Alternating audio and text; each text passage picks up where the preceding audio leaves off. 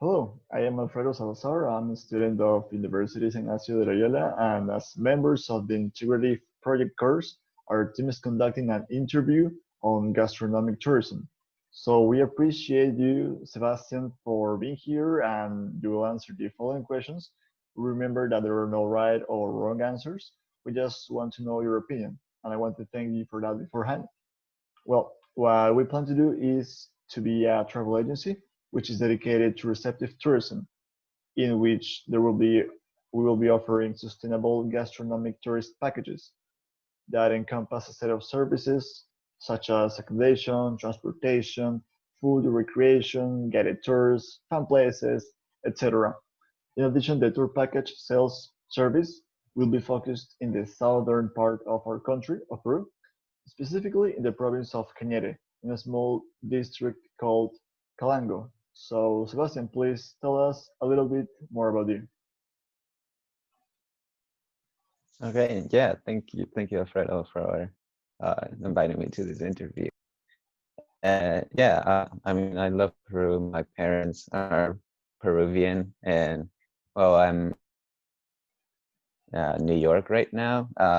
Well, I've been living in New York for like a long time. I've only been to Peru a couple of times, so I'm definitely interested in like visiting the different areas of Peru and exploring all of that. That's great. I'm And also thank a you. university student. Yeah, just in Yeah, case. that's great. Thank you. I would just want to know a little bit more about maybe your social environment. I don't know if you are in New York right now where you study, but what is your social environment like? Maybe your friends, your family, who do you have close by as of now? Oh, as of now, well, I live by myself in an apartment with two other, not, not American either. They're like, I think one is from India and another one, he might be American or he might be from Africa because he has an accent. But anyway, like I have a couple friends, like I think there's only like eight of us that are university, so I hang out with them, but I also have a lot of like white friends and a couple of black friends because this area of the United States is not very diverse, at least with like South American countries. There's definitely more and Puerto Rican people, so I also have a couple of friends from those places. That's good, Yeah. and that's interesting that you have maybe that sort of mix.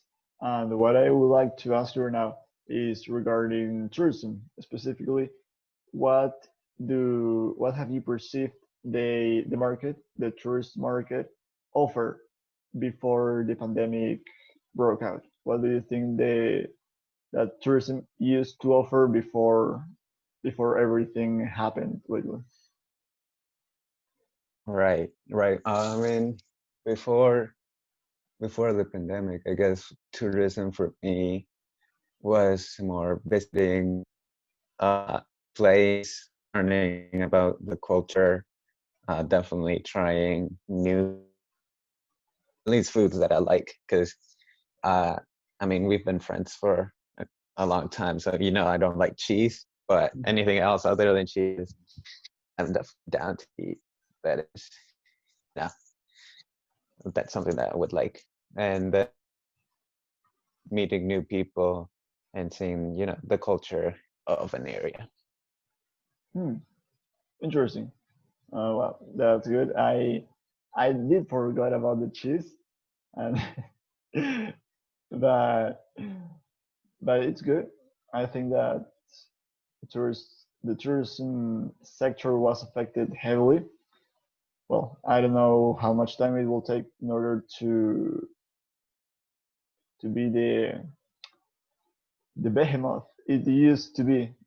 So we Yeah, should I think just wait people for that. might be kind of scared to fly to travel right now because they don't know if they might catch the virus or not. Hopefully it comes back soon. Like tourism, I mean, it comes back to. And what does your social environment, your social setting says? regarding tourism right now compared to what it was before? What do you think that your environment says regarding that? Hmm, well, like my friends and people around me don't travel too much right now. Even to go back home to their own states. Most of my friends have stayed in their apartments here in Rochester, uh, in the area, the dormitories of the university, or some have like other apartments near to the university. So most are staying there instead of traveling, say, to Florida or to Wyoming or California. They rather stay in place. So I think that the tourism, the way that they view tourism, because they don't want to go out. They like they're not scared, but they like out of respect or out of the safety for others, they don't want to like spread a virus that they might have or they might not have. Mm. Yeah, I think that's a real concern, and I want to deep a little bit more into that in one moment because right now I want to get to know you a little bit more. I don't know you, but I would like maybe the people that will listen, well, maybe just a professor only, but a little bit more about you. For example, what is really important to you and what are your goals? Maybe in a more global scope, more general. It doesn't have to be such specific points. But what about what you value as important and some of your goals? I'm studying to be a filmmaker, like a director for films. So one of my goals in life is to make content, make movies or media that touches people, that reaches, feel something, evokes emotions from them. And what I'm working on right now, which is my thesis for a university, is a choose your own adventure film that involves a whole theater. So like can work together to travel through like a film and choose different options and see a different ending every time. So I'm really focused on like the community aspects of entertainment and film. And I think that also has a little bit to do with bringing people together from different areas because when you meet someone new, they're bringing a new perspective to your own world. So I think that also reflecting in movies that I make is one of my goals as well. That's great. I like it. I think it's very interesting, and I know you'll be a great director. So Thank we'll you. see you not just in the US. Why not everywhere? So I think that will be very interesting. So your thesis will be great. Your movies will be even better. So we just have to wait a little bit more. And well, now I want to talk to you a little bit more about your travels. I know that because of your parents, you travel very much, but maybe how would you describe your experience so far with the travels that you have? Maybe not because you had to move to different places, but maybe trips that you could have taken, maybe for weeks, for days. What has your traveling experience? How could you describe it so far? Well, yeah, like you mentioned, like my parents travel a lot. So I've been to like Argentina and Brazil and Italy and right now I'm in Japan because they're here, so I'm visiting them. Other like smaller travels, I guess we've been to like all over the US. So I visited to like California, like San Francisco, and like Florida, of course, a bunch of times. And I think those experiences like see different parts of the US, like the different ways the cities are set up, because not every city is going to be exactly like New York or Los Angeles, things that you see in the movies. So when I'm traveling, what the story of a place is and like how it got to be where it is right now. And like my sister was supposed to graduate, or she graduated last year, and we were supposed to like travel to Europe. for like a couple of weeks through Europe. But unfortunately, due to the virus, we couldn't do that. So now I think it's going to get postponed to another time. I definitely would have loved to go to Europe because I've only been there once, I think, just to Italy. And I definitely would have liked to try Germany and Amsterdam, the Netherlands, just to see the different cultures and experience like the different food they eat. Especially, I don't want to go to Spain to eat food and back to Italy again to get some pasta and some pizza. Yeah, it sounds great.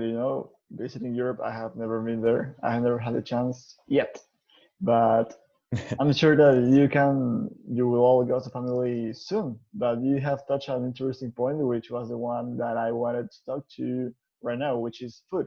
How important to you is food? Maybe from travels, but how do you value it in your overall experience?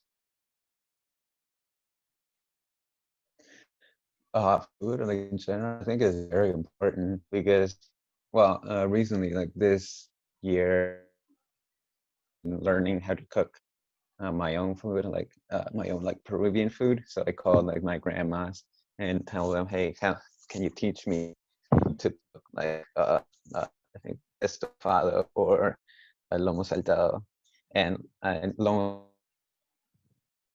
my favorite food. So I mean, it just food in my life is very important because I think if you don't know how to cook and if you don't know how to cook your own food, like food from your own culture, you're just stuck like eating hamburger pizza, and that's gonna make you fat, and also it's like boring. It's not very tasty. Yeah, I think it's true because when I've been to the States, it's the norm to eat pizza, pasta, or well, maybe not that much, but in the places that I have visited. But yeah, I am sure that if you repeatedly eat fat, you end up fat. It's very. I think that's logic. Basically, what used to happen that you mentioned about your grandma because I think she's Peruvian, so you have tasted Peruvian food before, and you said it is that one of those dishes is your favorite ones. So I think that you like Peruvian food so far. Yes, yeah, for sure. Yeah, when I was little, like my grandmas would cook. Uh, Sometimes they would come like to live with us here in the United States, so they would cook the traditional dishes of Peru, and just me learning how to cook lomo saltado also has made me really want to try more dishes from Peru. Sounds great because I still don't know how to make it, but we'll have time in the house to learn something. So I think I can give it a try. Right now we have fish, so maybe that's what we'll eat. But yeah, that's on the list definitely. And also about food, have you ever experienced gastronomic tourism, the gastronomic tourism, where you have where you have different dishes in which you can pick and eat different tastes and that kind of experience before, where you know a little bit of No, history. no, I don't think I've ever done like gastronomic tourism before. Like, I didn't know it was a thing until like a couple of years ago. Usually, when we travel to another place, I go to like specific restaurants that I look up beforehand. But I think yeah, it's very cool and very interesting to have different dishes lined up in front of you, like in small portions of them, so you can try and see if you like them. That's good. I think that it is totally doable. And if you're maybe on a group, well, in Peru, we used to have this convention in which I don't recall the name right now, but there were where you could find different chefs that sold different foods. It was near Costa Verde. It's a place here. I don't remember the name, but it is a gastronomic festival that used to take place.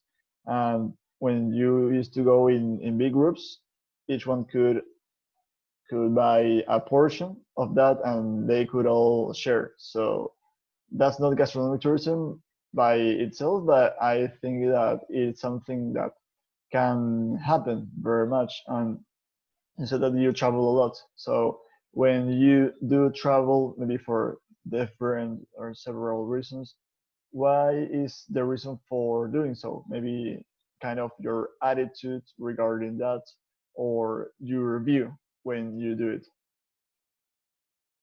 Yeah, well, yeah, usually when I travel, it's just to like visit like, cool places. For example, when we went to Italy, we went to visit like Vatican City and all the ruins of the Romans. Or when we went to Nevada here, we went to Las Vegas and visited the casinos. For California, we went to the Golden Gate Bridge and Alcatraz, the jail. So the places mostly, but obviously food is always important. So like I definitely try to eat different the things from the places, but mostly I usually go to like look at cool things and take.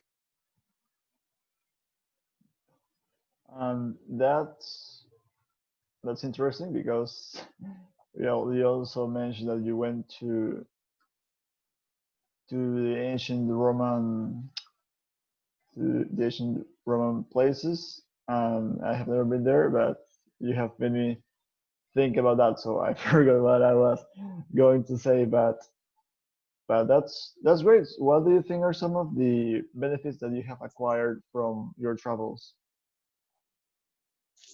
I think just like a world view. It lets me see like and appreciate uh, everything that's foreign comes into the US, and it makes me like want to travel more. Like I think, oh, I forgot to mention, yeah, I've also been to like Vietnam and Thailand, and those I think we did a lot more like eating of food and visiting like cultural places like temple stuff, because that's a completely different culture from Western civilization. Is just like how different the world is and how like different like even the food is in different places. Even though, yeah, sometimes when another country, I still want to eat like a couple of McDonald's burgers or chicken nuggets and fries, but I do. Nice. I think that yeah, every place, well, the Eastern and Western culture have differences, but I think that very much not only from cultures, but when you move aside different locations, maybe from country to country with a little bit separation, but you can find many different options, not only in food, but on many, many things, their whole history, the way that they do things. For instance, when they, I don't, I'm not sure if it is true, but I recall that I was told when they make the like sign, it was like good. It is good on many places, but on others, it is like you are showing them the middle finger, and vice versa. When they prefer to show the middle finger, it can be also a good thing. I was not sure about that, but I think that that it is true. Every place is many times different, and I think that's fun and also very good to know beforehand. And we're entering the final question that I wanted to make to you, which is about the fears. You travel a lot. You've mentioned all the places or many of the places you have been to. What are some of the fears or common problems that you think you have experienced when you travel? Like in general, do you mean Yeah. like what I'm afraid? Okay. I guess just like what you mentioned is making like a fall wrong in a culture that I don't know. I remember when we traveled to Thailand. I think my mom mentioned that there you can't point at people with your feet because that's like a sign of. sometimes you're sitting down and you have like your leg on top of another one, and you like point with it with your foot. You can't do the title. You have to like feet are just for walking. Like the same thing they have. I think they have the picture of like something like that. It's like all over the place, and you can't point at it or you can't laugh because you'll get arrested or something like that. I think that's one of my biggest fears, is like doing something wrong and then like uh in a place. I think that's very true. It happens, so we have to be prepared. As you travel a lot, you should also consider these things. I know you want to be more spontaneous, more, or let's see. But it's always good to have also that perspective that you mentioned in mind. So being cautious, but not at expense of enjoying the travel. So that is basically all the questions that I wanted to ask you, and I want to thank you again for your time and honesty while answering these questions. And I'm sure they will be a great help to improve the services and experience that we want to offer to the customers. So, would you like to say any last words? A final thought? Yeah, of course. I mean, anytime. Yeah, if you need any help in any of the projects, just yeah. I think traveling and especially like visiting new places and eating different foods, like you mentioned, is very important for someone. So this event, when in your class or professor has the opportunity to travel, like in the near future, so they can experience a different culture and definitely get to eat a lot of yummy foods. Sounds good. And also a very doable, probable thing to do. So I like it, Sebastian. Thank you very much for your time again, and I hope to hear from you soon. So, bye. Thank you. All right, bye. Thank you, Zach.